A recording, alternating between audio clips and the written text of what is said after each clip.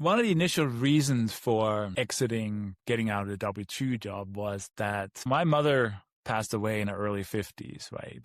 She never got a chance to live, a full, long life. And as I'm approaching, well, I'm older than she ever was. As I was approaching that 50, I was like, wait a minute, I'm going into work every day, from there from 8 to 5. And, the weekends I can go and do my thing. There's no guarantee, right? We can be here 5 minutes, 5 years, 50 years, whatever that is. So I wanted to get the ability to start living life more on my own terms.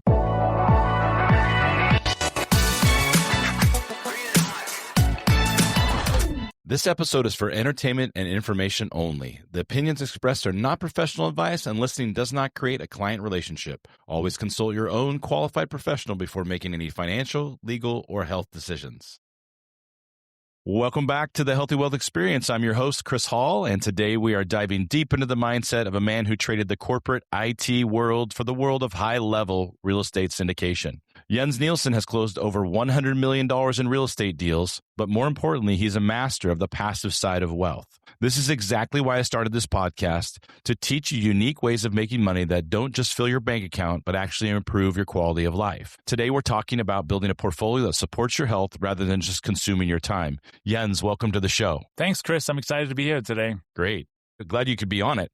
So, obviously, I found you online, and I thought your story was really interesting, and I wanted to talk to you more about it. For the people who haven't heard your name before, can you kind of just give us a synopsis of how you got where you're at right now? We're going to talk more about what you're doing right now, but how you got here, where you grew up, where you went to school, etc. Absolutely, right? So as people may notice, I have a slight accent and a foreign name, but I was born and raised in Denmark, spent my youth and my young adulthood there. But then in my early 20s, I was like, I want to do something different. I want to experience the world a little bit more. And that led me to moving to London, England in 1994. I was 23 years old, moved over there because of a job opportunity. I was in telecommunication then.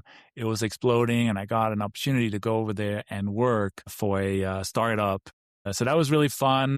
Got a little overwhelmed by living in London because it's a huge, it's 8 million people. I came from Copenhagen of 1 million. I was like, wow, this is kind of nuts. And so after a year and a half, I was like, okay, should I move back to Denmark or should I do something else? But then that company, which was an American company, offered me to transfer to their U.S. branch, which was in Maryland, just outside Washington, D.C. back then.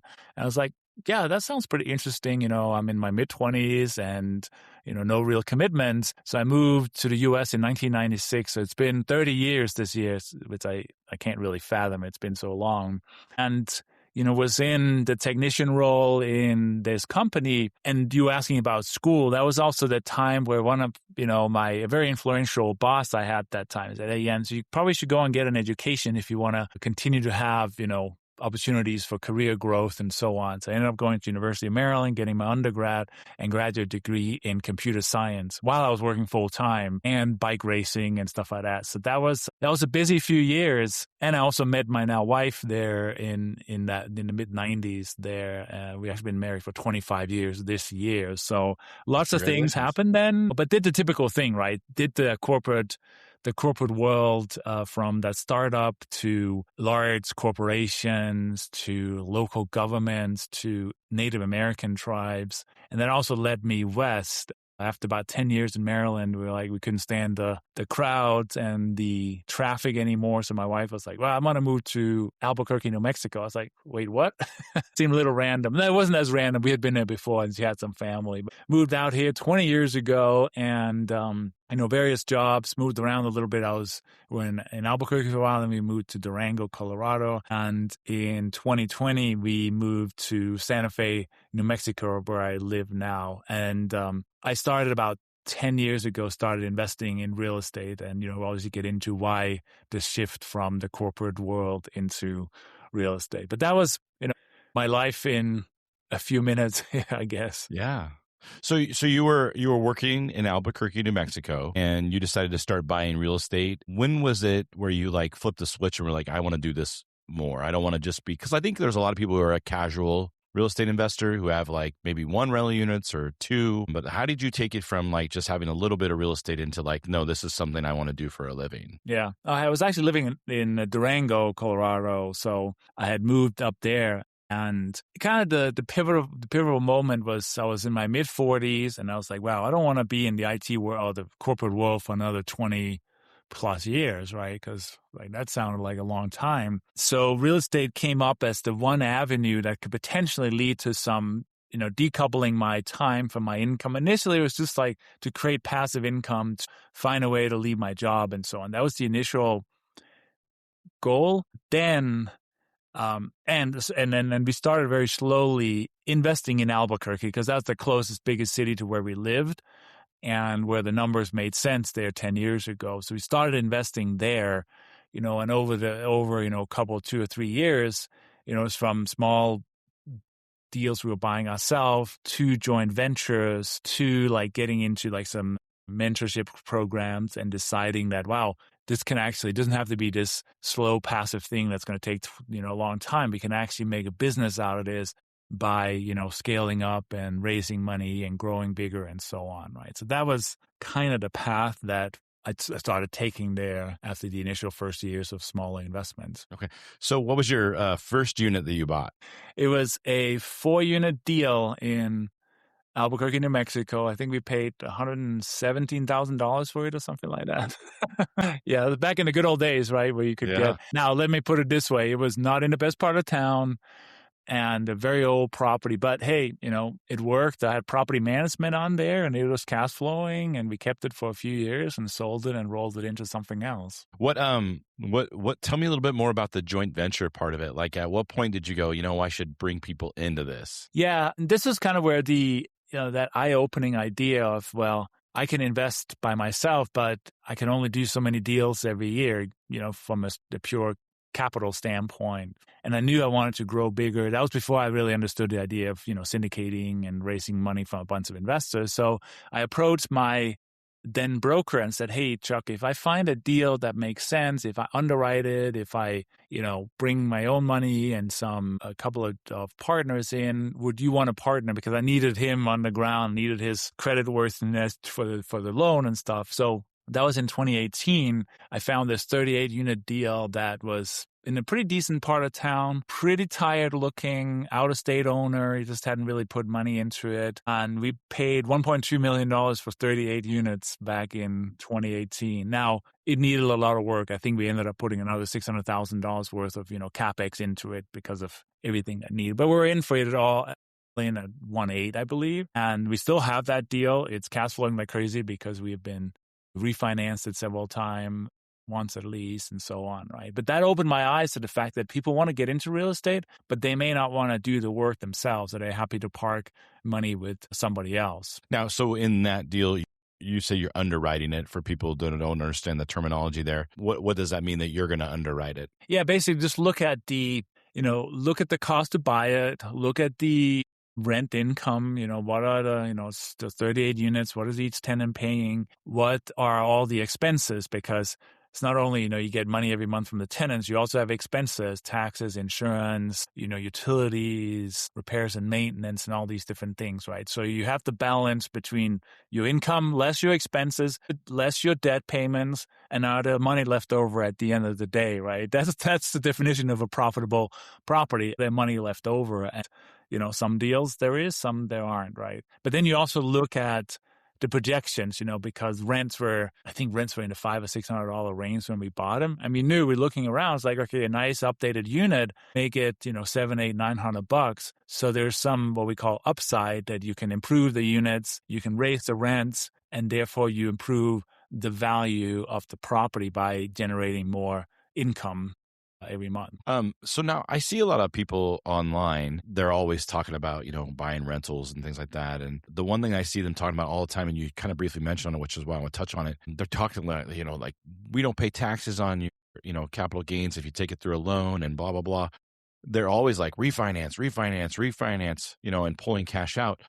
Well, the things that I kind of like see as a challenge, and this is why I would love for your expertise on this, So is number one is you still have to have like a really nice debt to equity ratio. In other words, you can't refinance a rental unit at 99% loan. It's got to be like 70% loan to value, or maybe a little bit better if you can. So that's number one. Number two is that the rates are never as good for rentals as they are for owner occupied. So the rates are a little bit higher. And then like number three would be, does the rents cover the new mortgage? And I feel like they never address that. Like maybe I'm a little bit like scarred because I live in California and nothing pencils. If you want to own real estate in California, you have to go backwards every month, at least for a little while, till you can raise rents. You know what I mean? But anyway, so I'm a little bit like, I guess maybe jaded, but no, I'm really interested in like your thoughts on those kinds of points that I'm making. Yeah.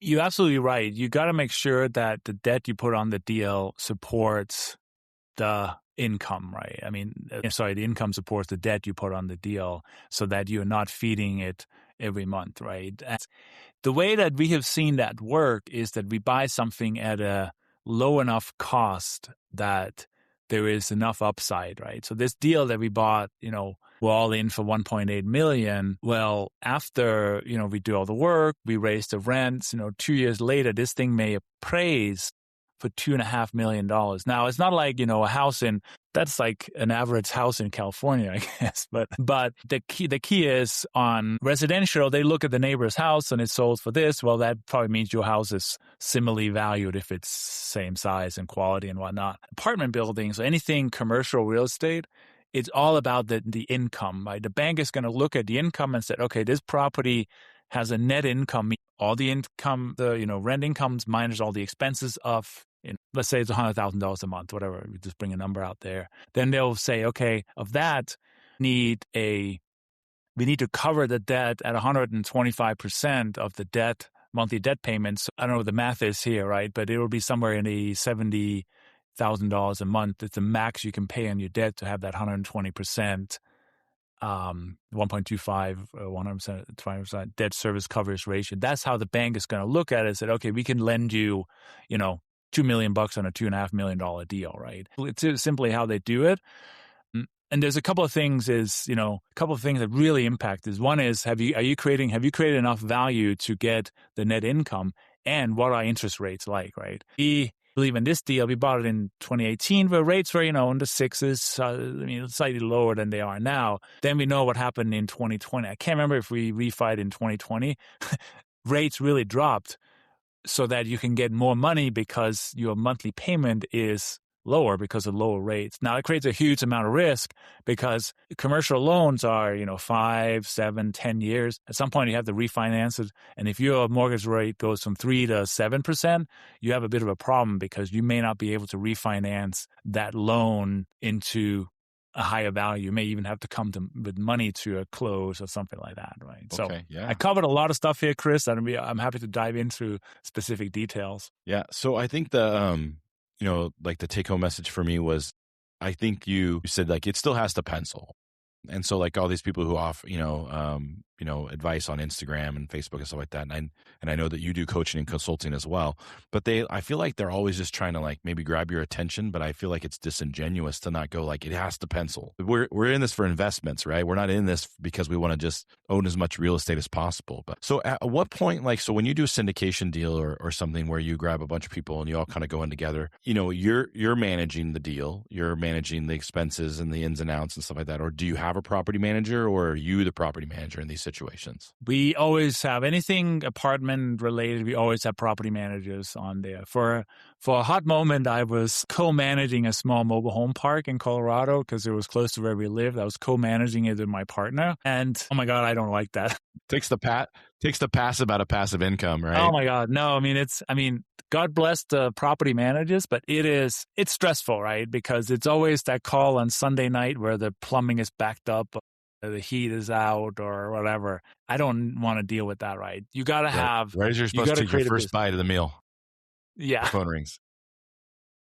So property management is certainly not for the faint of heart, if you will, right? If you create a business out, you can make it work. No, so we always put property managers in place. Now we have to still asset manage, which is a different thing because, we create a business plan and say, we're going to renovate units, raise rent, blah, blah, blah, all these things. We need to manage to that plan by giving our property management team, an awareness of what it is, right? If they turn a unit, we want granite and stainless steel, or we just want the minimum possible in order to rent it out. That's the things that we need to do from an asset management standpoint. And then I'm assuming that that's kind of where your expertise comes in at this point, because which units will respect the nicer upgrades and which ones you're like, this is for mica countertops and a white fridge. Those kinds of things, right? I think that's where I see people getting problems too, is like they'll go in, they'll say, I want to renovate it, I want to raise the rents. But then they get in there and they're renovating it maybe too much for the market, and now they put all this money in there, but no one wants to pay $1,200 for that unit because every other unit on that street is $800 a month. Yeah. That is always a risk and a challenge, right? If you over upgrade or over improve and you can't get that money back, you have a bit of a problem, right? So you always have to look at the competition. You have to look at the market, the quality of that asset, right? So for those not familiar, typically apartments are either Class A, brand new with all the features and pools and rec rooms and all that, right? Class A, that's for your professionals who make good money and are okay paying premium for the rents. And they also in nice areas. Maybe they're downtown, close to a bunch of amenities, right? Class B is probably, your stuff built in the 90s, which is still pretty functional. Maybe they have a gym, maybe they have a pool, but it's not fancy, but it's still a good, if you're still up and coming in your business and your career. And then you have Class C or even Class D. Let's not go there. But Class C is your blue collar working class, which is basically, hey, I just need a safe, functional place to live, right? Typically no amenities, typically, lower ceilings, not the greatest layouts and stuff.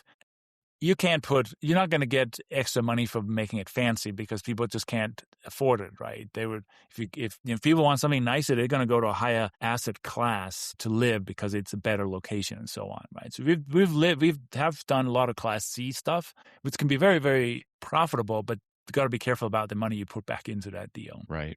Well, and I feel like I have a little bit of experience with real estate, and I mean, nothing close to you, of course. But, like I noticed that if, a lot of people, they'll get into a place and the rents are XYZ, right? And they'll just kind of leave it at XYZ.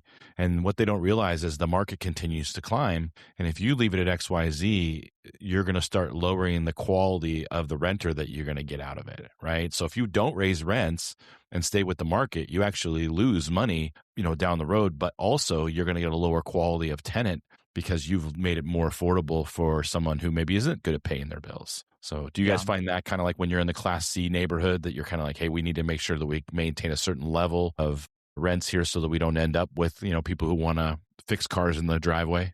Yeah. No, it's always a battle between, a bit of a give and take between your property manager, because property manager are totally happy. Hey, it's full. I'm getting $800 in rent, and as the PM, I get a certain percentage, and they're cool with that. As the owner, you're like, wait a minute, taxes went up so much, and insurance went up so much. This need to be $900 in rent, right? So there's always a balance, because if you raise it too much, everybody's going to leave, and you have vacancy to deal with, and you slowly try to keep up. You're absolutely right. You got to continue to every year.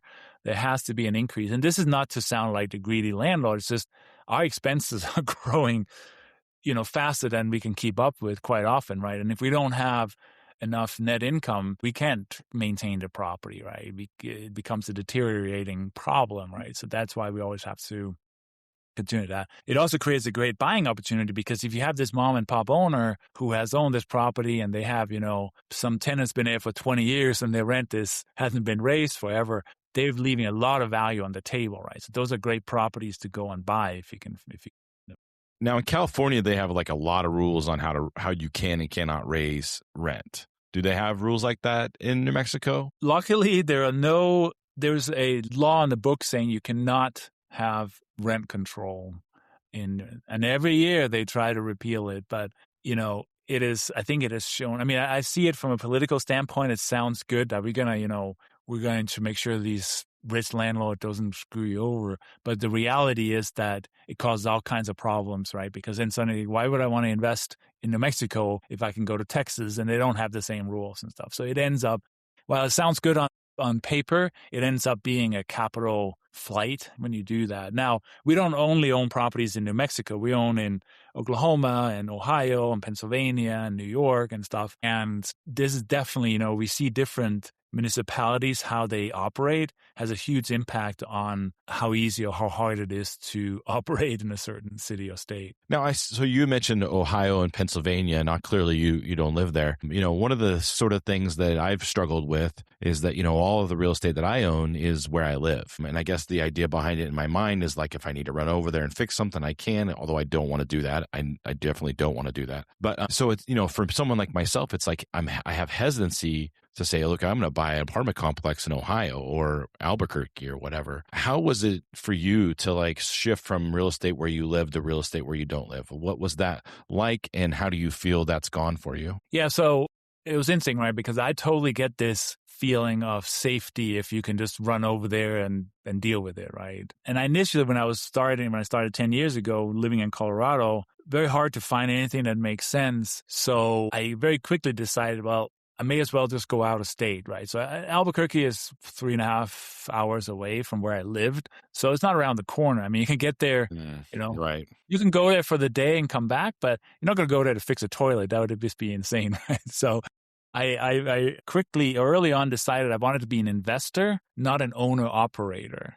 And there's a big difference between that because the owner-operator is somebody like, well, it's close by. I'm just going to deal with every little thing that comes up, right? So when you're like in the middle of eating dinner on Sunday night, the toilet's clogged, you got to, run over there and deal with it. But it prevents you from scaling because you're so busy running and operating and dealing with stuff every single day, right? Not that I'm saying it sounds like you do that, Chris, but you kind of get that, right? It's a little hard.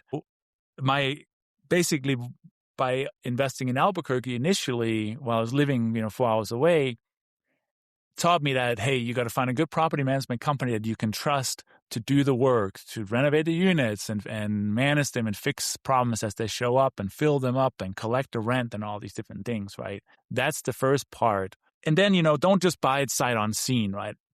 Every deal we did, I would go there and I would go every month and I would stay on top of it, but I wouldn't be like calling every single day and what's going on, right? I trusted them to do it. Now, when we expanded into Ohio and Pennsylvania, that's first because I met my now partner who is up there, right? So there was somebody that was boots on the ground, which I think is important, right? I mean, you can do without if you find a really good property management company, or you may have to have a partner that's local. This is kind of like what I feel. I mean, I'm not going to go to a random city somewhere I don't know anybody, have no connection. That just feels too scary to me, if that makes sense. Sure.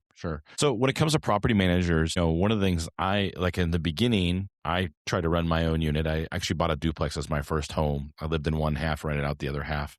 And I tried to run it for about 3 years by myself. And it was the dinner time thing and the toilet's leaking and, hey, rent's going to be a little bit late this week, those kinds of things. And I was like, I don't want to do this for 30 years. That's for sure. So that's when I got a property manager. But I actually went through quite a few property managers, which I felt like my biggest issue, and let me know if this is something for you, my biggest issue was like, someone would say, hey, there's a leaky toilet, right? And so someone would go over there, they would hire a plumber at $120 an hour. He'd go over there, fiddle with the toilet for 5 minutes and then leave. And then I would get billed for $120, and the property manager doesn't care because they don't get a percentage of net rent. They get a percentage of the rent. And so their job is to just get people over there as fast as possible. And what I found is like, I had this one time where we had somebody move out. They didn't even notify me that someone moved out. They didn't notify me that they were looking for another unit or another tenant or anything like that. And the next thing you do, I get my statement and I look down and it's like minus $1,500. Granted, at the time that rents were like $1,200. So I'm like, wait, I lost $300 a month and didn't have it rented? Like, what's happening? Well, we had this agreement in place where, if it was over $250, you had to notify me if the expense was over $250. So what they did was they hired a house cleaner to go in and clean this house, and they charged me for $250 on Tuesday, and then they charged me for $250 on Wednesday. So they didn't run that by me. So then they also hired somebody to come and throw all the garbage away. And so once again, they charged me for $250 to do this, $250 to do this, $250. Like by the time it was all said and done, all they did was really just clean up the unit and get rid of the garbage that was left over. And it was $1,500. So of course I fired them immediately. But my point is like, how do people stay, like when they're not there, they're not boots on the ground. How do you like manage that? Or is that something that's ever happened to you guys? Or do you have more strong like rules in place for that? Like how do you not let that happen to you guys? Yeah. No, I mean, it's, I get your pain there, Chris, right? Because it is, the property management, they just want to be done with the job and move on, right? And not having too many burdensome questions and stuff like that. I totally get that. And, we were definitely fired. We fired property management companies and so on.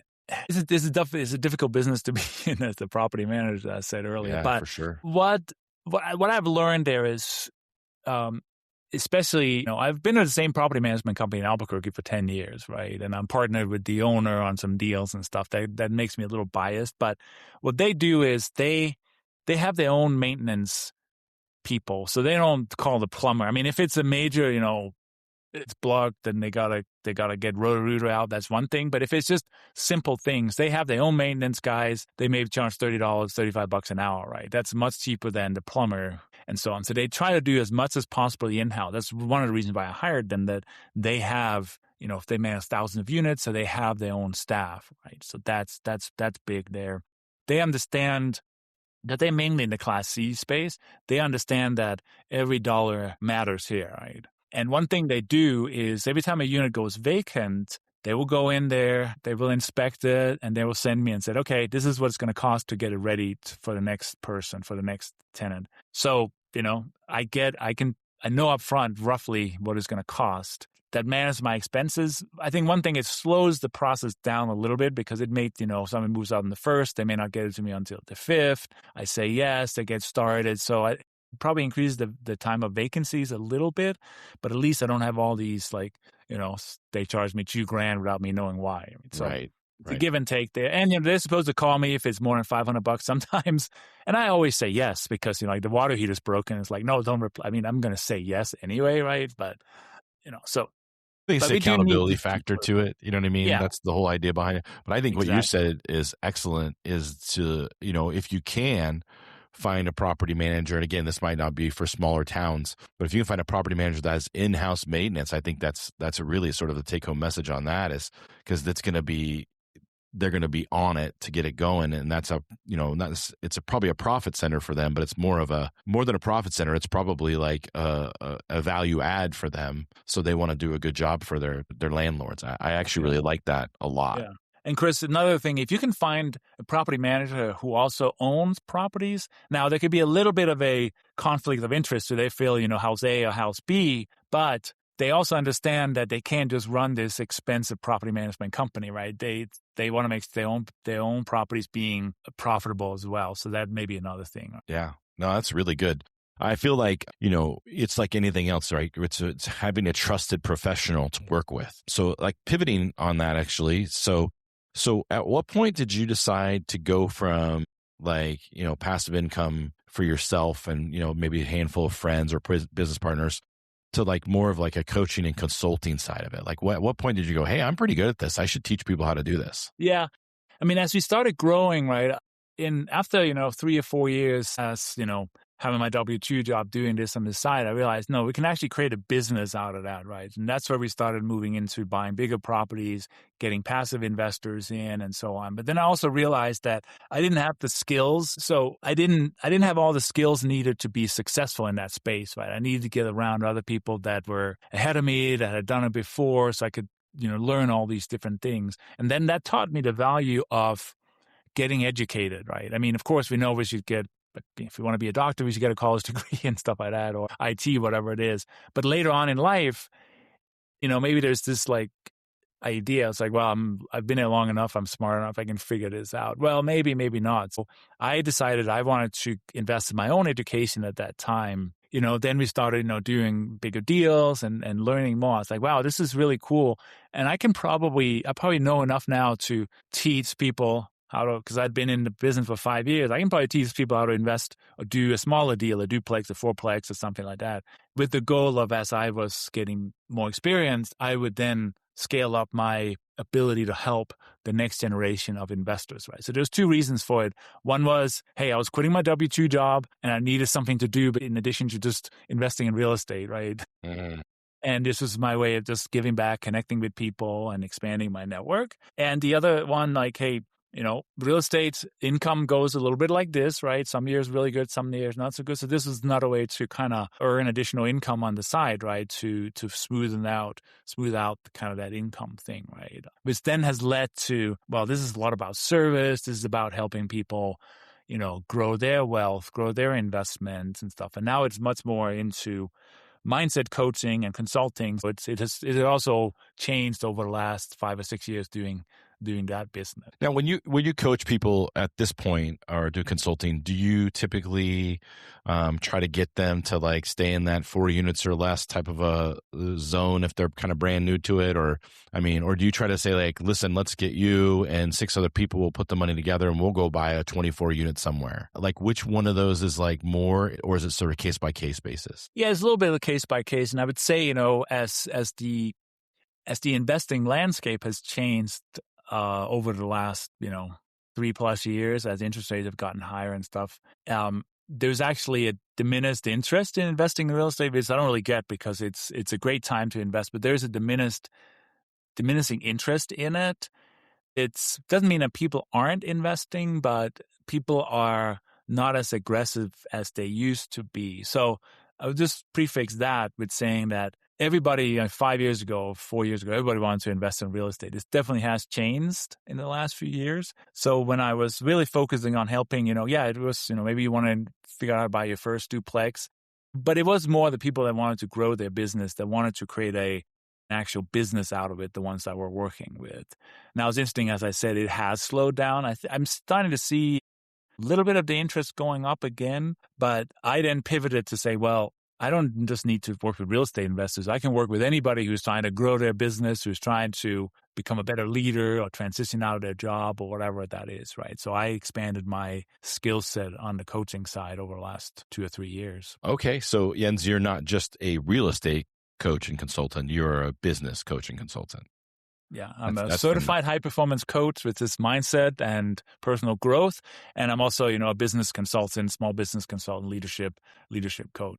That's wonderful. That's wonderful. And so on the show, I probably talked to, maybe a half a dozen people who do coaching of some type as well. I'm a huge fan of coaching. I feel like whatever level you're at, there's somebody who's above you in that level, and they're happy to, for a small fee, get you to that level. And I think coaching is the exact way to do that. I'm a huge fan of coaching. I actually feel like that's kind of part of my job as a financial advisor, is to take all this information that I've gathered from real estate and trusts and estates and investing and kind of give it all to people. Like, when instead of just saying like, hey, let's go buy these mutual funds, like who cares, right? Let's make sure that we, get your business going, things like that. It's like my practice, I focus really heavily on small business owners, because I know that I can save them thousands and if not hundreds of thousands of dollars in taxes, which the average financial advisor doesn't do that. The financial advisor is like, hey, cool, I picked out these 6 mutual funds. What do you think? And I think that's, where coaching, it really gets you to the next level. So having somebody in your corner who has been to that level, and they can kind of like say, hey, I know how to do this. Why don't you come with me? I'm a huge fan of coaching. So that's cool that you do that. I do have a question with regards to the units themselves. So is yours a buy and hold strategy? I noticed you talked about like, hey, listen, we bought one for 1.2 million. We put 600,000 in. We had it for 1.8. We refinanced it for 2 million. Like at that point with the $2 million property that's fully rented or, mostly rented, refinanced, the money that was put into it's been pulled back out of it, maybe even a little bit of profit. Like, do we hold that building now for 30 years? Do we hold it for 5 years? Like what do we do with the building once we've got it to where we want it? Yeah. So I think if we look at ownership, there's, typical three different strategies of ownership. One is we own it ourselves, right? Me and my wife, we own it ourselves. We don't have to answer to any investors. We can keep it for 30 years, we can sell it tomorrow. That's up to us, right? So that's an annual evaluation. Does this property still make sense? Is it cash flowing? Is it a place we want to keep? Yes or no? And you make that decision yourself, right? Then you go to the joint ventures where, it's, a handful of people, 3, 4, 5 people buying it together.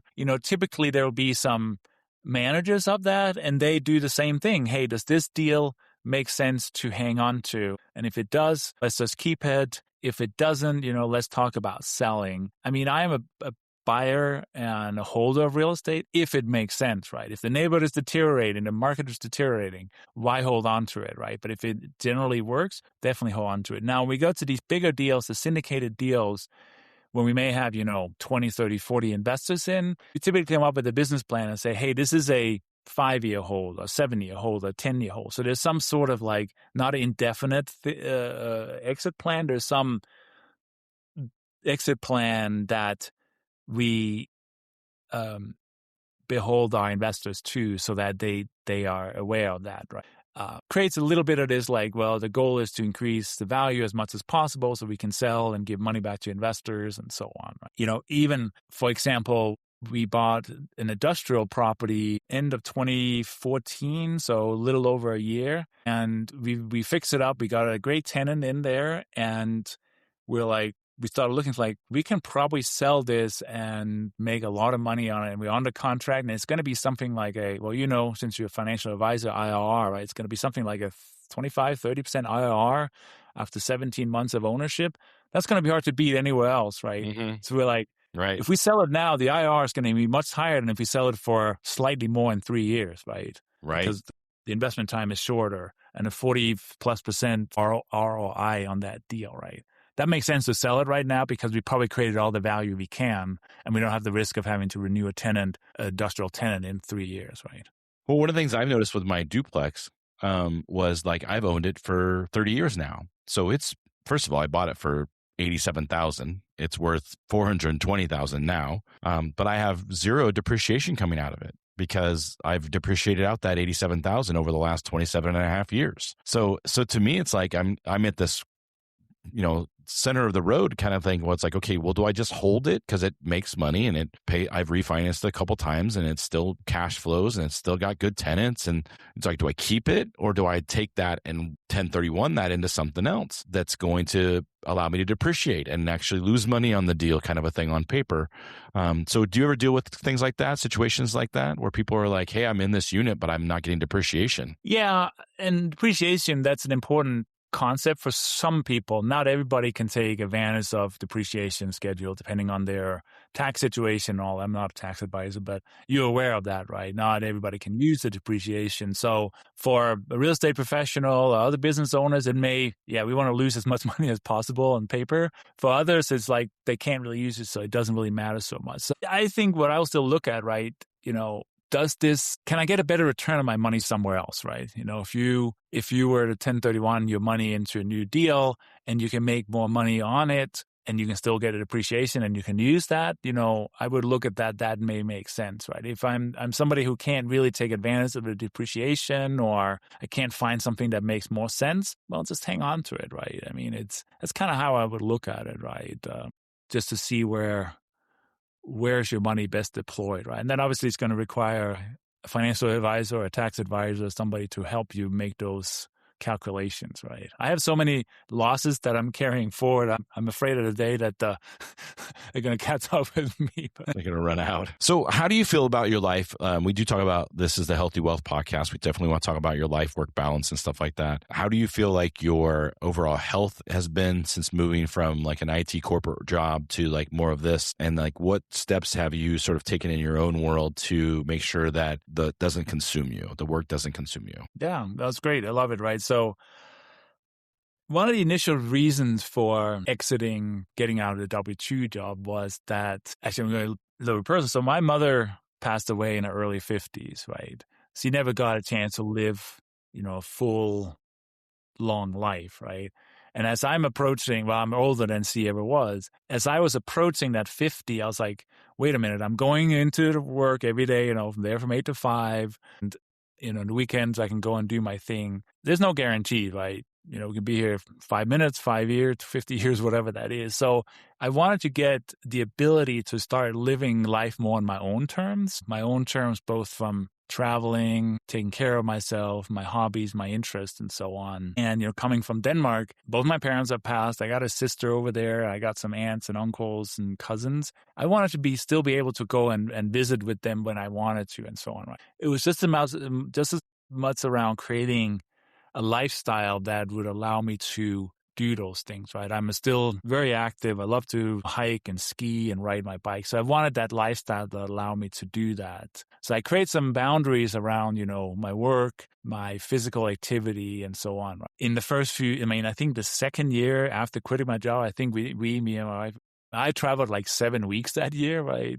I was all over the place and so on. And, this year we went out of town for the holidays. We're going to Japan in May and stuff like that. So we try to put those things into place so that we can experience the world while we're still healthy, while we're still, physically able and so on. Now, boundaries are important, right? I mean, this time of year it's busy because we're trying to finish taxes and stuff like that. So I put some hours in this weekend after taking care of myself too, right? So it's not, 70 hours a week. Some weeks it is. Most weeks it's, a manageable schedule. So I don't know if that answered the question. No, I think that's good. One of the little notes I took in my brain was the boundaries side of it. You know what I mean? Like, especially you being a coach and a consultant, I think that's huge for a lot of people is no matter what you do for a living, like you need to set boundaries for your health. I'm going to go to the gym at this time, period. I'm going to, when I get home, I'm going to not work anymore because I got little kids at home, like things like that. I think that's really the important part of that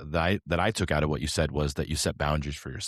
And I think that's probably the answer that I think is beneficial to a lot of people. So I do have so you've done this a lot now. You've done it over and over again. You've made all these little deals. Like, what's the boring deal that everybody out there could do in the next 6 to 12 months that would sort of change their trajectory? The boring deal is buy something by yourself so you don't have any investors to answer to. Buy it somewhere where you don't have to self-manage, where you can put a property manager in place and, make sure the quote-unquote numbers make sense, right? Make sure that there is some sort of income every month after you buy that, right? So if you live in California, probably not in your backyard, right? You probably have to go to a neighboring state or somewhere like that, right? But that's the thing. And for us, what has been the boring but the profitable deals have actually been moving into industrial. By industrial, I mean, small warehousing or flex space, because the tenants are a lot less demanding and there's not as much competition in that space from a buying standpoint. So that could be a great, quote unquote, boring place to go in and look for good cash flow. I think that's a great answer. Really, I wouldn't have never thought about industrial. I have thought about light industrial, which would be like mini storage. But Yeah. I guess I really never put together the math on heavy industrial, which makes a lot of sense. I have a piece of property in the city that's probably like 5 acres and it's zoned residential, but it's kind of just a weird where it's placed. And I've even thought about this, I don't know, I probably can't do it. There's probably something illegal about it. So I would have to look into it before I did it. But I thought about just throwing a bunch of gravel down and telling contractors, hey, you can park your work equipment here, for X number of dollars per month. So because 5 acres, you could probably put a lot of pieces of equipment on there. So it's probably has to be zone light industrial for that. But in my mind, I've thought about light industrial and I know that there was a time period when in my area, people would build these, bigger, warehouses, but then they'd also have a yard so that you could put your equipment in the yard. And because a lot of these contractors, they'll have a little mini cat or an mini excavator or something like that. And it's their wife doesn't want that on the porch. So yeah, I'll give you some ideas actually, because this is, I would love it. We have 3 different industrial properties in Albuquerque. And when you mentioned your space, a few ideas came up. Of course, you got to look at the zoning, right? And maybe you approach the city and say, can we rezone, whatever. But one thing you can do is park food trucks on there, right? People will pay money to put food trucks if there is enough customer base, enough traffic by that place, right? And they can put their little food truck. That's the easy thing, or as you said, gravel and have people park their equipment. But if you want to put some value into it, what we love are mini storage, but that seems like that has been overbuilt. I mean, you see the U-Hauls and all these different storage places. It seems like that has really been done a lot of. So what we like are the kind of flex spaces. So imagine light industrial where you have maybe a 1,500, 1,000 to 1,500 square foot unit with a garage door and maybe a little office and a bathroom and stuff, so that this customer, this plumber who needs his truck and his excavator, he can park it in there, and maybe he can have, his materials there, but it's not like 100,000 square feet, right? You can just get a small one, rent that, right? And next door, there may be a guy who's a plumber and a muffler shop and a tinting, whatever, right? But we have a property, we have 8 of those next to each other, and they always rent it, right? Because there's always some business that needs 1,500 square feet for a couple of grand a month, right? But you have to rezone it if it's, that could be a whole challenge there. Right. Well, and that's, I think, depending on what you want out of things, like, that's a good case to say, okay, listen, let me just pivot out of this. Let me just sell all this property and these houses that are on it and stuff like that, and then find an industrial property to put that into. Do you guys have any issues with, do you ever have any issues with 1031 exchanges, or do you kind of always know where you're going before you start selling your new unit? For those who don't know what 1031 exchange is, so when you have a piece of property, let's say you buy it for $1 million, and then it reevaluates and it becomes a $2 million property, and you say, I want to leave. Well, there's gain, $1 million in gains.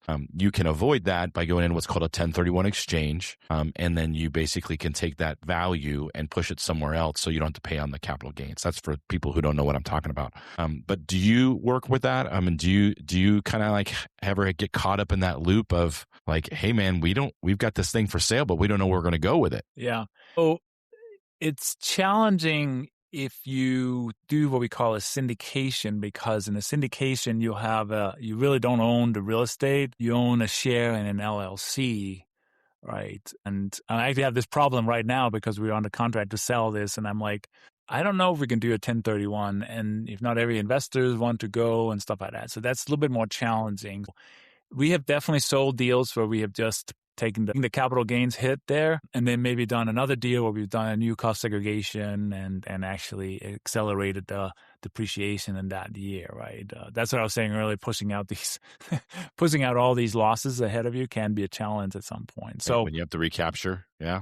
It's suddenly like that can become, because you say you have $1 million property. Well, your basis may be down to $500,000 because of all the depreciation. So then suddenly you have $1.5 million in gains, which could be painful to have to recapture that, right? So I have a pro tip for you. So this is something because of what I do for a living. So you can, you have to, within 45 days, you have to name 3 properties that you're looking at. You can name one of the properties can be a DST, which is a Delaware Statutory Trust. And if you get to the end of the 90 days and you can't go anywhere with it, you can put it into the DST, and then you can kind of leave it there indefinitely, although you wouldn't want to, but it keeps you from getting the capital gains. But then you can transition from that DST to what's called an UPREIT. So it's a real estate investment trust, but it's specifically meant to bring in that equity into the fold, and so you don't ever actually pay the capital gains on it, and then you end up with a share in a real estate investment trust,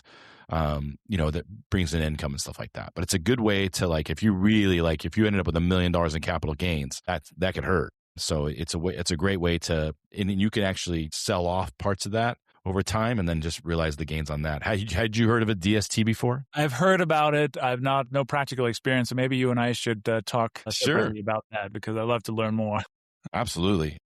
That's to me, I learned that, and I thought everybody should put a DST on that 45-day window. They should all put a DST, because it's like it's sort of a get out of tax jail free card. So I love, let's talk more. So I appreciate that. I do want to be respectful of your time. I know we've been here for almost an hour now. Is there anything that we haven't talked about that you would like to talk about? No, I mean, I think, and we kind of briefly talked on it. It seems like in the last few years, we've definitely transitioned more into that light industrial because the numbers are making more sense and so on, right? So if you're an investor out there, don't just look at, I want to buy a fourplex or a small apartment building. Maybe, maybe it's self-storage, maybe it's light industrial, maybe there's some other opportunities out there, right, that you can look at. That's more local because you got to make sure that demand and the supply is in good balance and that so on. But I mean, there are other types of real estate that makes sense to invest in addition to apartments. I think that's such a great takeaway message. Again, just from my standpoint of like, I've got this duplex and it makes good money, but like, I can't depreciate it. And, there's not a lot of room for improvement as far as like getting additional rents on it, and so in my mind, I'm like, I'll buy a small house somewhere, or I'll buy a condo in San Diego and use it as an Airbnb for most of the time, but like in my brain, I'm like, I never went, well, just go buy someone's yard. That's a great idea. So thank you for that. Well, I appreciate you very much. I really enjoy this. I could probably talk for hours on this stuff. It's like, this is the exact kind of stuff that I like to geek out on my own, which is how I found you. So for those that want to get in touch with you and want to do some coaching sessions, or they want to know a little bit more about buying real estate, what's the best way for them to get a hold of you? Yeah, it's just my personal website, which is Jens Nielsen, and my phone number is on there. There's a link to schedule a quick 20-minute intro call, and there's also a link to my real estate site. So if you're looking for real estate investing or coaching and mentoring, let's connect. That's what I love to do. I'm not out there advertising my business. I just get on calls, podcasts, and hopefully somebody finds it inspiring and connects with me. That's great. And we'll definitely put all that in the show notes so that you guys can have a clickable link inside of there. And if you're interested in talking more to Jens about this kind of stuff, I would definitely encourage you. It's a great interview, very knowledgeable about the space. And I think that, you have a really good mindset, and it's clear that you have been through it. So like, I think people who pay you money will definitely have to go through less hardship if they use you. I'm happy to promote you. Thank you so much for being on the show. And those of you guys who are listening, I'm going to make my plug. If you see value in what we're doing, if you enjoy what we're doing here in this space, we ask that you subscribe. We ask that you comment, share it with some friends. My mom checks the numbers. She wants to know how many subscribers I have. So if you guys could make her proud, I would really appreciate that. Jens, thank you so much for your time, and have a great day, and have a great day, everyone else. Thanks, Chris.